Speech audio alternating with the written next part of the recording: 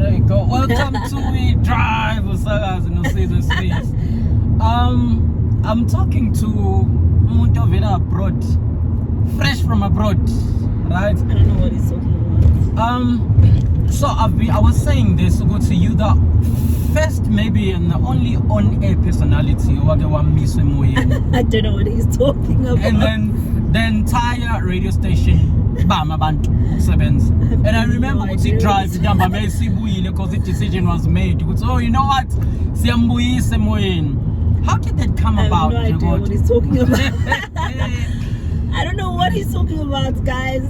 But all I know is that Pride and I saw it together and vibe. We've been friends for like since 2008 or 9 there. Yeah. And you're talking about vibe. Yeah. But let's forget about that. Let's forget about that.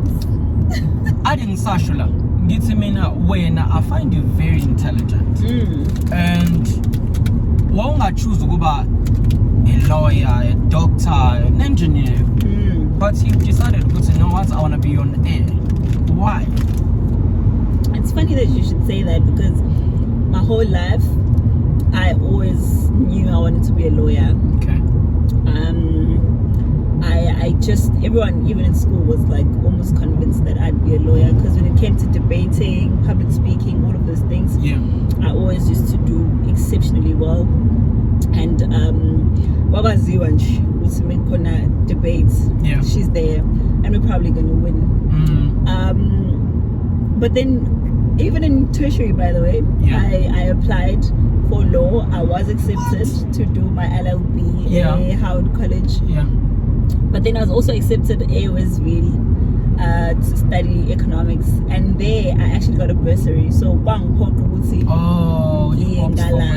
exactly. So I went to Westville because of that. But my heart was still LLB. I just had no other choice because if your mom says because I won't have to pay, then that's how I landed up paying UKZN. But funny enough, that same year I was at UKZN was the year Bekala UKZN radio. Okay. So my friends and I actually went there, like kind of Jigos Lalela, and you know, they were like playing, but I was serious about it because I was the one who's like, okay guys, let's do this. Because it was a passion for me, because even before Gisafundi Scholar, I used to go to Ama Studios at Auckland Park and just stand there and watch people broadcast. That was just my life. You know, that's how I spent my days. And that's basically how radio started, with that. Nice. Yeah. But okay, now should you be given a chance to do your law, would you do it? Funny enough, I have been thinking about it a lot lately. What? I've been thinking about it a lot lately because I'm very close to people who are in the legal field. And every time they talk about these things, I get so excited, and you know, sometimes I feel like, you know, it's an alignment of sorts of somehow. But I don't know if I'm brave enough. Caught a little bit of fear, but it's something I've been thinking about. All right. I don't know. Let's wait and see what happens. Yeah, you never know. You're doing great on radio. The love for radio. I can say it's one of those things in James Labin that you don't plan, that just happen.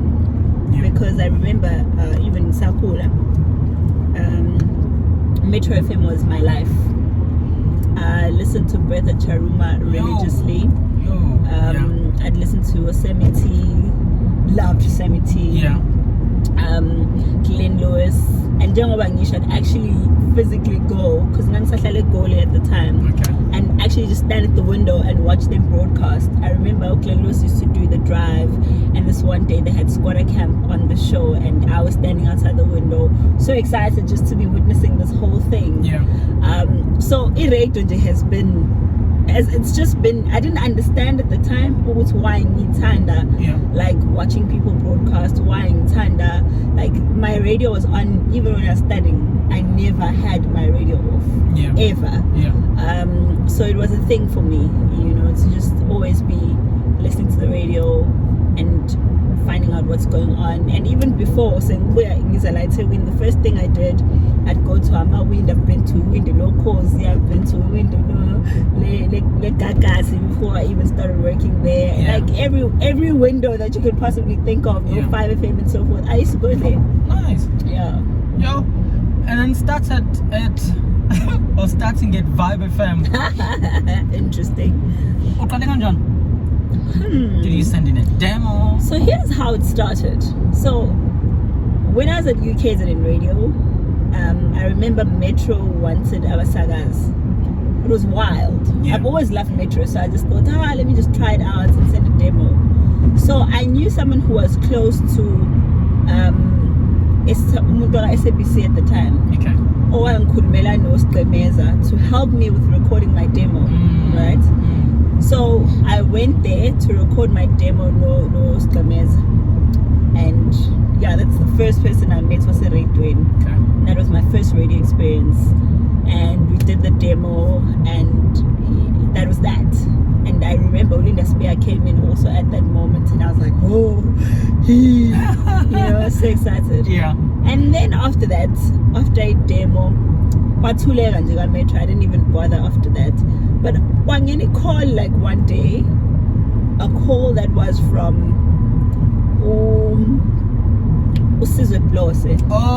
who had gotten my number from Usipombata Skameza to say that, hey, this girl's actually got a very nice voice and I think she's got some talent. I know you guys vibe Kalapanzi, and she's from Guamashu as well, so maybe give her a chance. Yeah. So Caesar Blosse called me, and I didn't even know who Caesar Blosse was at the time. So Angele would say, okay, it's really radio station, come through if you'd like to audition. And I went, and they gave me a chance to kind of audition. And then I auditioned. To be honest with you, I was actually shocked to Skameza thought anything of me, because when I finished that demo, I was like, woo, I didn't even know what I just did. But hey, I did something. So after recording it, I sent it to, we recorded Sashala Nayago says, after that, Vibe was like, okay, you have to go for training. And we went for training, Nayago Vibe, because I guess they saw something in me. Yeah. I was just cutting deep okay, I think I can do it. But like, I think that kind of sparked that thing. It's okay, maybe, just maybe, this might not be a game after all. Yeah. And that's how it started. So that's how I got to Vibe. And that's when I did my first show on radio, which was a prime time slot. 9 to 12. 9 to 12, yeah. The J spot. The J spot. You were the only person who attended the show with her name. You know? Because after that they were like, no. You're not allowed to do that. You know what I mean? But it wasn't really my name. It was a play on my name. Yeah. The J spot. But it was derived from your name. Yeah. Moving from a vibe to, again, there was a person who moved from a vibe to Nanda, right? Yeah. Because I've tried that when I left the vibe and then it didn't happen. But with you, no, it's funny enough because I was told it's not allowed. Even when I tried it, right? Yeah. I was told this is not allowed. It could mess up our relationship as the community. Oh yes. But I think Mrs. Tandega at the time really just wanted to take a risk on me, because she kept on saying, I hope you're not going to give me trouble. I'm like, no, I promise I'm not trouble. Like, I had to explain that because like there was this thing which I made like the entire station go on strike, the listeners, the Nabasagas, like it was a mess. You know, everyone just went on strike. And I had to tell her, I'm like, no, trust me, I promise you, I'm not going to give you trouble. She's like, okay, I'll take a chance on you. Yeah. And then that's when I went to 12 to 3 with Nand. Yeah. And that was very good. That was very good. What's the move? Yeah, because normally when you make with community radio, it's like no, it's over. Yeah. But when you survived and then you came back with a bang. I did survive actually, and funny enough, I think it was I think it's this thing of alignment I do believe in. Yeah. So I think it was alignment because 12 to 3 was Nanda. I didn't stay for long, but they had given me a chance, because I don't think I would have gotten that chance had I not been on radio at that time. 100%. Yeah, Yeah. So big up to Nanda. Yeah, shout out to Sister. Yes. Just moving from community to commercial. Sure. And not just commercial, you're moving to a breakfast yakon. That was huge at that time. Sure. How did that come about? That was difficult for me. I don't lie, because I wasn't expecting it. Because there were people who were far more experienced than I was. But I went there and I was like, okay, let me just give this a shot, because at the end of the day, I know what I have to offer. You know, I know, it might not be much compared to the others, but nothing that's special to some that I believe in. I went to the interview. It was hectic. Nobody was smiling in that interview. Hey, not a single smile, not a single anything. I didn't know all those people obviously at the time. The whole crew, plus the then programs manager. Okay, wasn't a programs manager, but you know, Kesaris. Oh, okay. And I went for the interview, and I went for the interview. It was hectic. But I'd done a lot of research on the show. I had done I was quite a fond listener at the time. But obviously you need to kind of say, what are you bringing to the table, you know? And I think at the time, you know, Masone experience, sometimes you tend to be overbearing possibly. And I probably came in with innocence that they probably, I don't know what they saw, but I can only assume that it was that. And then the approach was a bit different. It was mostly what's gonna be taking over in the future. At the time, the vision, social media wasn't there at all. Hey? And I really saw that vision. Listen, guys, we're now moving. You know, this is what we have to do from just radio. Integrates with everything that's happening out there and so forth. So it's keeping up with everything that's happening on social media, bringing it to life on air. So that was my approach, I think. I get you. So now, after interview, how long did you wait until you joined the show? Was it like 3 weeks, 2 weeks, I'm not sure. Which is not bad. The waits, you know, when you're waiting, I think it was 2 weeks, I'm not sure. But it was a wait for me. It was a wait, you know, But at least I had told them, I'm going for an interview. It wasn't like nang fihil or anything like that. And they wished me luck, so that was that. When you join the new job, I don't want to say radio station in Penn, there'll be people that is already there. And then when you come in, they look at you differently, and they sort of give you that attitude to go to who are you, and so forth. How was that? Look, for me, with Gagas, there was a lot of women at the time, especially with the sector production. And I can't say I was unfortunate enough to experience that, because they were very, very welcoming. They were very, very, for some reason, kind. I don't know what went on behind the scenes. They had those feelings, maybe bored, but in front of me, I never got that sense. I got a lot of help. I don't want to lie. I got a lot of help when it came to me, especially Cousin Safiga, because there's a lot that I didn't know. Community radio and commercial radio, two very different things. The ball game is just not the same. There are things that you would obviously never even know what communities that happen on commercial until you get there. So I know I wouldn't have been able to make it without their assistance. So I think I got a really wonderful reception with Gagas. I wouldn't lie about that. Definitely. But you're going to transition in the because you were used to go to, you're an on-air person. Now boom. Production. That was tough. won't lie, there were times where I would just like be so bored because I'm just like tired. Yeah. Like I'm bored by content on air. Niboro would say I don't know what to do with myself. I'm so used to being behind the microphone, and now I have to sit here. Yeah. But like I think, honestly, like I said, besides the help of Lord Bangapand, really the team really young you know. Because like I said, I always honestly say when I got to Igagas, I didn't know much. Yeah. So it was really a team that built my confidence, because I think once you lack confidence, you don't do much. Yeah. And I can't say, I'll always say like with Alex Mamgonokini, all three of them had a different strength. So Nomunye would help you there and there. I know when it came to emotional support and all of those things, Mamgo was the go-to girl. There was no way Mamgo would let you crumble in front of her and just like, oh, you're just not doing well. Mamgo always had a way of inspiring you, speaking life into you. It was just her thing, you know. And then there's Alex. Alex is just very patient. I don't know where he gets that patience from, because when I think about myself, I just don't think I would have been patient with myself, because he like takes you through detail for detail. Okay, this is how you do this, this is how you do that, this is how you do this.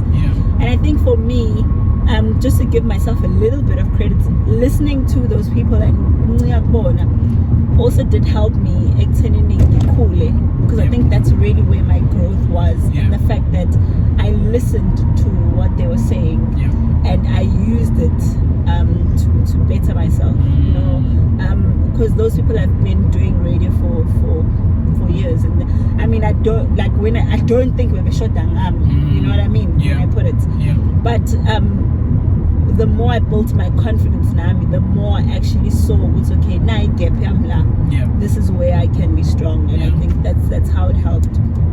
Again, Oma Manjina, from moving from production, you're going back now to on air. It's on air.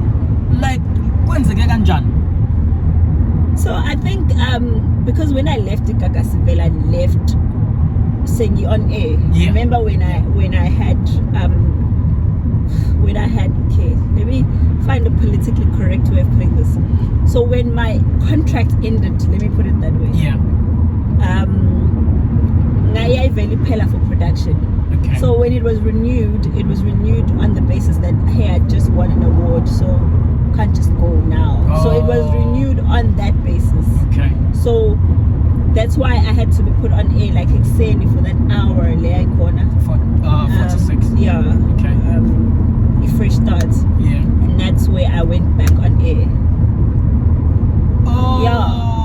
Before going back to Evo. Hold on, didn't you go on air with breakfast? Oh, with breakfast, yes. With breakfast going on air. Oh, you mean that? Yeah. Now so you going on air the team wasn't so going on air was an idea. If we get with Uvusi. Okay. The Vusi you work with now? No, not that one. Why am I saying Vusi? It's because so he's confusing me. So it was Vugile who actually thought, you know what, I want to inject like some youthfulness onto the breakfast show. Okay. Because I want to hear a young voice, young ideas and so forth. And that's exactly what he did. Like when he said it at first, I was shocked. Sure, that was very difficult. Going on air, it was very difficult. But how? You are used to this. No, it wasn't even that. It's like when people, you know how it is on radio, the transition, when people love Mamgo. They love Mamgo. And rightfully so. So when you have to now try and fill these humongous shoes, where do you start? You know? So at first I didn't know whether I should be Mamgo or whether I should be me in a different way, or whether I should be a combination of Mamgo and Jacinta as a bit of a. So that was very difficult for me. It was very difficult. the comments made it very difficult. The hatred, the backlash. No.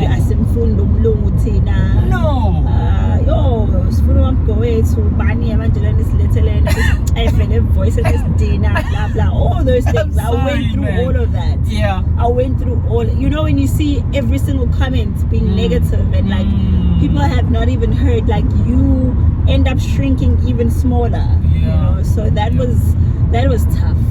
So when it's your biggest break, but now people are breaking you. But Nakona, I do understand because at the time, I think later on I got to understand this is really not about me. Yeah. It's really about them wanting who they want. Yeah. So, I just happen to be the collateral damage in this whole thing. Yeah. You know, so I did later on kind of understand, but at first it was very difficult. So that's when you picked yourself up and then I had to. You started enjoying the show. I had to, because eventually, you know, when you see one nice comment like, oh, I just love Jacinta, and you're like, what? Someone loves me? You know? Then you're like, okay, maybe things are not bad after all. You know? It was just that one positive comment that ignited some sense of pride in myself and confidence, and just it got better, because I do know that as a team, obviously nobody wanted to have Mamko not there. You know? The ideal situation possibly would have been for us all to be there, but obviously it wasn't our decision at the time. And now if you're thrown on air, you can't now start crying and complaining. You have to use the opportunity and make the most of it.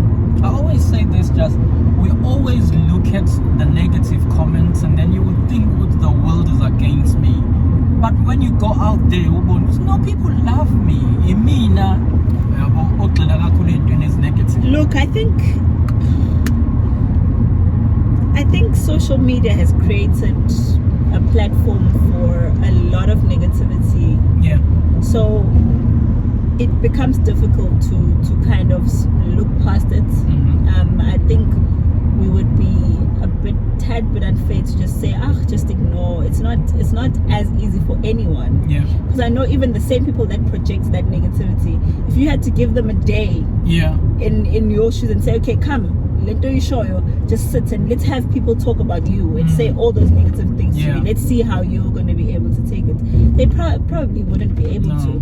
But I think it also in a way gives you a thick skin, because you kind of can't keep being sad that people are saying negative things. You understand? Eventually you just have to look past it and carry on and focus on the negative. You obviously cannot expect people to always say nice things about you. That would be ridiculous.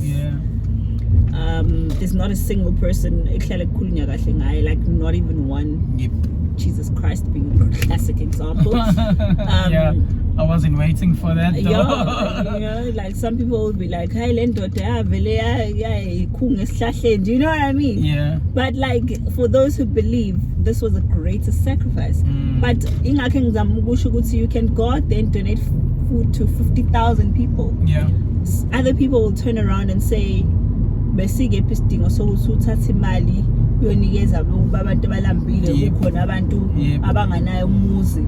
you build a house? You know what I mean? There's just no way of pleasing people.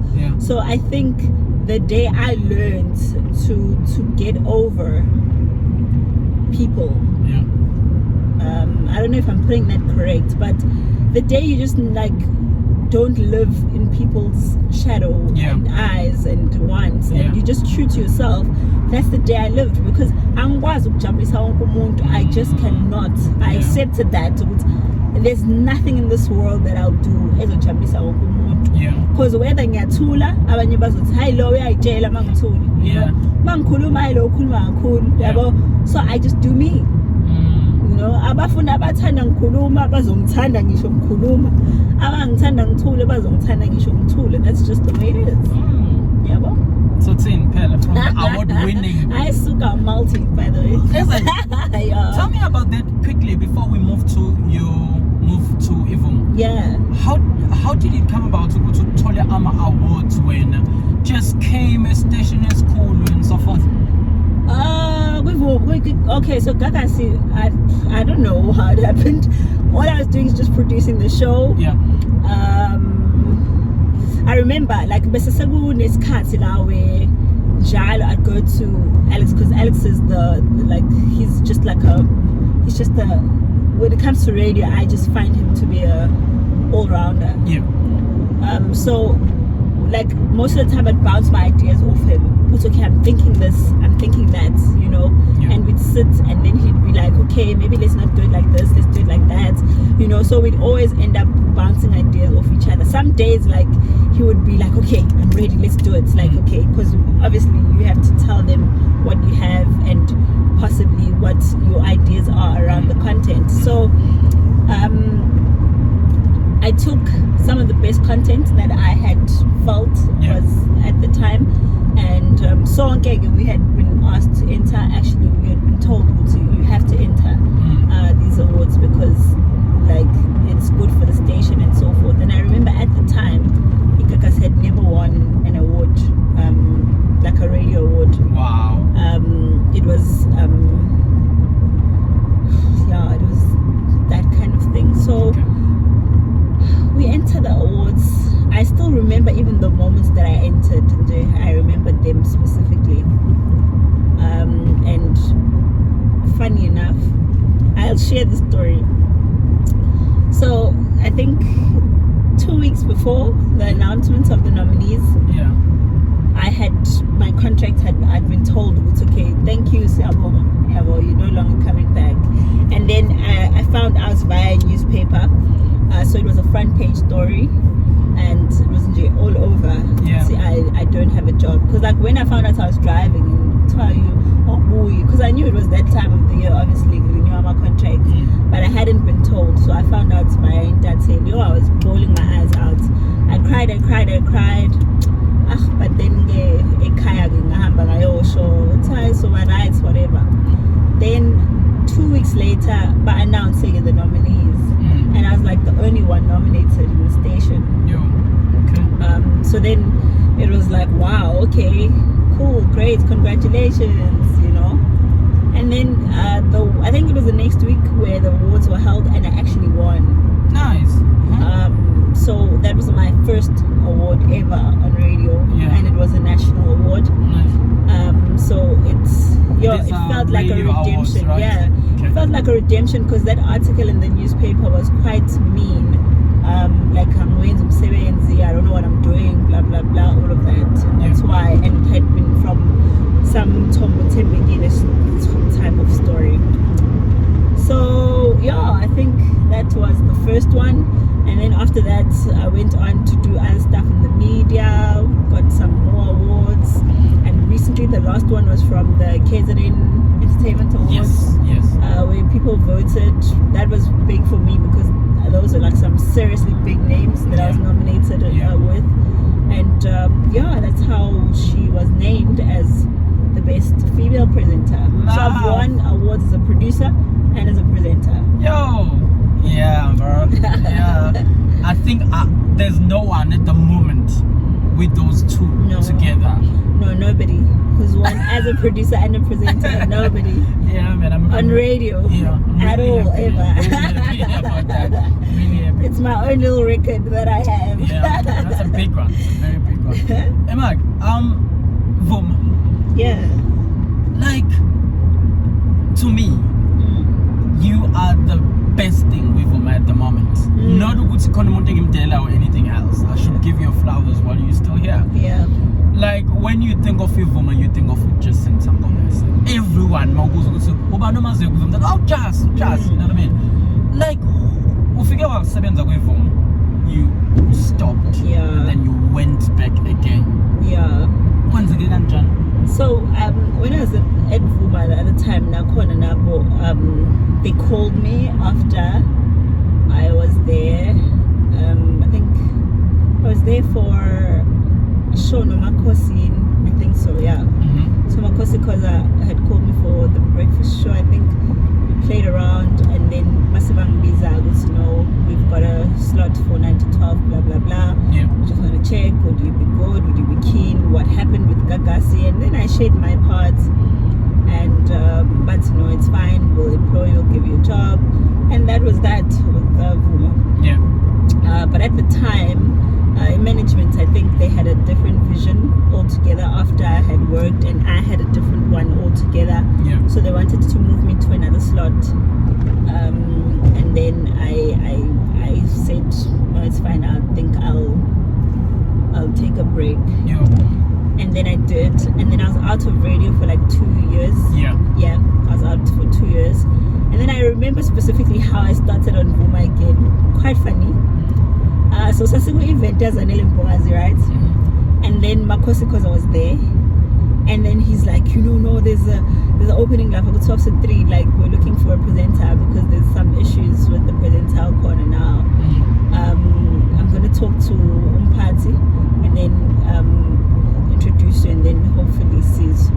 And then they called me, I think it was at Sinu Makosi, it was this weekend, Saturday, I think. Yeah. And then they called me on Tuesday, because they called me on Monday for a meeting on Tuesday. And then I met Upel. Upel was the station manager with Gagas, and now she was the station manager at Fuma. Okay. So I didn't know her, Isawi Gagas. So I met her for the first time singing Ibu. And then she sat down with me, about myself, blah blah blah blah. She didn't know me, she'd never heard of me. You lie. And then okay. Then I left. Then I got a call on a Wednesday to say that I got the job. So this is the next day. Wow. And then they asked me to stand in for someone on Thursday. Okay. So that's when I started working, like that very same week. And then I started on Thursday standing in. And then I started my show on that Monday. Okay. So that was very quick. Everything with Ivuma. Yeah, and I've been there since. That was like 2019. And it's now 2023. And I've moved from 12 to 3. I've moved to a drive. Yes, and then I moved to 9 to 12 now, and I think this is the first time now that like I'm really out there because I've got my own show that I'm very comfortable with doing. Yeah. Like you have become so popular, not only with radio but with social media as a whole now, and you've organized one of the best weddings in KZN. It's the provincial wedding. That was very, very beautiful. Thank you. Will you do it again? I love stories. If I had to, I would. Yeah. It was beautiful. Yeah. It was beautiful. It was heartwarming. It was just amazing. I loved it. So I'd do it again.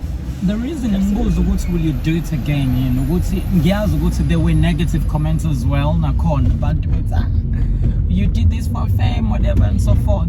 I don't care. I think like I said to you earlier, me saying I'll do it again, I think Namanja still say that wedding was not about me. Yeah. I do believe the way everything happened and fell into place for those two, it was about them. Yeah. I mean, I probably just was a vessel to make it happen. But because negative comments, I'll read them, probably reply to them, probably get angry sometimes, but they're never going to stop me from doing what I want to do. Yeah. Ever. Because I've learned and I come to understand that people generally who are not happy with themselves don't very much have nice things to say. Yeah. So imagine me spending my life being controlled by people who are unhappy. Sometimes people you don't even know. And most of the people I don't know. You see? And I'm very much content with the circle that I have in my life of close people, because it's really close people. Like I've closed my circle that much. Yeah. But abanye abantu like to view it as umuntu not wanting to accept criticism, but I think people have a problem of not being able to speak properly and then say that's criticism. You know, there's a difference when you're criticizing and you're going to be constructive about it and you're going to be, you know, polite about it. And sometimes the most polite type of criticism you'll get is in your inbox, because you are going to umuntu has no intentions of getting likes or mugwa or whatever, and umuntu will take jelly into now and get you know, because the way they approached it, and then you'd be like, oh ngiyabonga kakhulu for the feedback, I appreciate it, you know, because you do appreciate people who show you now it's okay, maybe you could have done this better. You can't always do things right. But for those who come in a negative way, you always become defensive now. So that's just the way it is. So yeah, I think umuntu momthanda, you protect them. You don't go into public and try and embarrass them, which is what a lot of people claim is love. So mama philela abantu aba negative, you'll never know what real love is.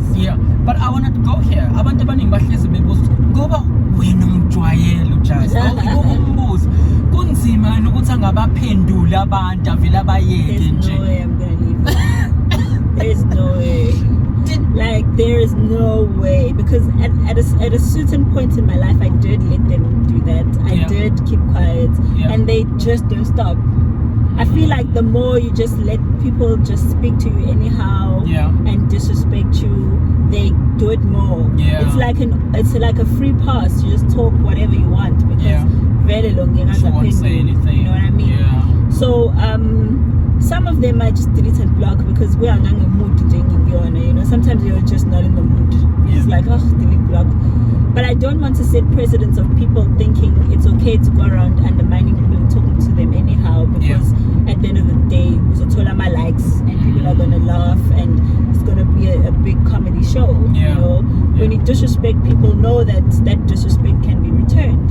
You know, so you learn to go around respecting people and speaking to them properly, the way that you also want to be spoken to, because we're also human. Having like 20,000, 50,000 or 100,000 followers doesn't make a person immune to disrespect. I got you. I got you. I think on radio you've done it all. Breakfast, 12 to 3 to 6. Now I've done all the primetime slots. I've never done weekend. I've never done a single show here weekend, like ever. And you've never worked at night? I've never. Or I've worked at dawn. Like 3 in the morning, but I've never worked like at night. What's next for you? You know what we are right now, since it seems like you have done it all. I think for me, I am living my what's next. Nice. Because we get so many negative comments around, people saying you know, is dead, dying. So I feel like if it means some of us have to carry it on our backs and hold it for what's left of it, I'll do so. You know, because I do believe also that if people are feeling that way, we can't dismiss their feelings about how they feel about radio. It means that we need to really up our socks. Because I mean, sometimes I also listen to radio, I'm like, why is everyone talking about what did you do this weekend? How was your weekend? Like, really? Is that all we talk about? How was your weekend? Okay, go and talk to us about like, guys, you know, then you're like, okay, like, you what know is the exactly point? what's gonna happen. It's like it gets a bit tiring, because I feel like I complain about television a lot, you know, and it's refreshing to see, even if it's 1 or 2 shows like pulling their weight. And I'm like, I wouldn't want those shows to end, you know. That's why I'm saying, if I am living my what's next right now, which is to hold like whatever is left to hold, and hopefully others as well, because I know I'm not the only one. There are other people on radio who are doing a fantastic job, and if we can just like still be standing, then we are definitely doing the Lord's work. What did you TV? Definitely, but like I feel like my dream TV show is like an Oprah Winfrey type. Oh, okay. Yeah, I've always loved that. You know, like Ellen DeGeneres type. Yes. You know, yes. that's Nolene. really. Yeah, Nolene. Okay. No, it's like not that I have anything against Nolene per se. It's just the Isha Nolene was talk. You know, I want talk entertainment. You know, like Oprah. I don't want Oprah and Ellen. Like it must be fun. There must be punchlines. It must be sad. Like radio. Okay. You know? Do you talk with Anna? Not bad. Okay. Not bad. I don't want to take anything away from Anneli. She's wonderful. She's great, and whatever she does, she turns to gold. So, yeah, definitely. But I want to give away stuff. Like you get a car. Oh, you get a car. Yeah. Okay. I see. You want to be a Lani one day and you do that. I hope so. For someone, often when radio, just like us, about radio from scratch, you also color from scratch. You know what I mean? We're it's social media and then they're out there, boom. You know what I mean? And then you listen to them, they sound I'm sorry to put it that way. You're like, oh, why is this person here? What can you say for someone? Because even Namanja, my radio station around my competitions, I get a lot of calls, even from people in Gabas. Betty, I just want to try this out. So I don't know whether it's under or not. What can you say to those people who are following radio right now? I think we live in a very unfortunate time where social media dictates now. Yes. You know? Social media dictates who must be famous and who is considered an influencer, even if they have no influence. Like there's a difference between, I always say the difference between having followers and being an influencer. Because I can have 1 million followers, but if I say buy this, nobody buys. You know what I mean? That's not having any influence. Then have 10,000 followers and I say this is a great product and people are like, okay, let's try it out because so and so says it. But I always say that we're living in very sad times where people will go and study for things or go and learn things or go and to get something, but it never really comes to them because there's other people who are getting things because their names are already out there or they've got a following or so forth. But it looks like that's the way that life is headed. So if you are indeed a person who's interested in radio, my advice is always to say do more. You know, don't just be content with being on radio. Use whatever platform. Like I always tell them, if you can make videos of yourself every day, or whatever, you know what your strength is. Do that because that's really that's really how you're going to capture the attention, you know. But if you are talented and if something is meant for you, nothing is going to stop it from coming to you. You just have to put in the hard work, you know, and not give up. You know how much we worked to get even noticed. We only give vibe, you know, where you're just trying to get your show in the newspaper and then you see your name in the newspaper for the first time. You know. That's the kind of work that we put in. We never got paid a cent, you know, but we still went there every single day to make sure we're putting in whatever efforts we have to put in. We'd use our own money sometimes, our own things, try to get people who don't even know what the radio station is bears just to give it that hype. People would see how you know, those are things that you do for yourself. Because even if you do get given a platform, it doesn't guarantee you who's over successful. You have to put in the work, you know, because even with Ivuma, I can tell you what I said to my bosses when they put me on the 9 to 12. I was like, I'll give you numbers, you know. I promised that. I was like, I'll give you numbers, but you need to tell me when I give you numbers, what do I also get in return? You know what I mean? Because I'm confident. Even before the show started, I was confident because I'm gonna put in the work that it takes to bring the show numbers, and that's exactly what I did. And then everyone knows that you are a very, very hard worker. So when it comes to giving numbers, sure. Well, some people don't think I'm a hard worker, funny enough. They think I just go on radio and just say whatever and then life goes on. No, it's like the people after work you just go home. Then, you know, because like people don't know that there's life after work. There's things that you do. There's a lot that you do. Do you still MC though? Yeah, a lot. What's that? That's what I do. Like MCing is my thing. I'm very good at that. That I do a lot of. Maybe I'm not advertising it a lot, I don't know. But I get a lot of MC gigs. Especially now that it's August, it's Women's Month. Oh, yeah. Yeah, that's my busiest month ever. Yeah. Always. Anything else you want to mention before I let you go? I love Messi, I love my kids. I love my family. Yeah. I don't know. I'm Fundile. I graduated. Yeah. I don't know what else because I don't know. I feel like I must highlight Leo Funda because a lot of people think when you're on radio, you must just be an airhead in J. You know, Yes. you're not allowed to engage on topics. You're not allowed to talk about. There's no such thing. Like we know stuff. Oh, Pride has a teacher, mind you. So he holds the future in his hands. Because being on radio doesn't take away from your thinking capacity or what you know, what you can do. There's more to being on radio than just talking. You know? And I just wish people could respect our craft. A lot goes into being a radio DJ. It's unfortunate that some people make it look easy, like when you go on the mic, you say the time, and then life goes on because you've got fans already who are just going to follow you because you are so and so. But some of us didn't have that privilege. We built our name from scratch. From scratch. I know. I know. I was there. And I witnessed everything. Everything, right? Yeah, man. Yeah. So, before I let you go, how was abroad? Abroad.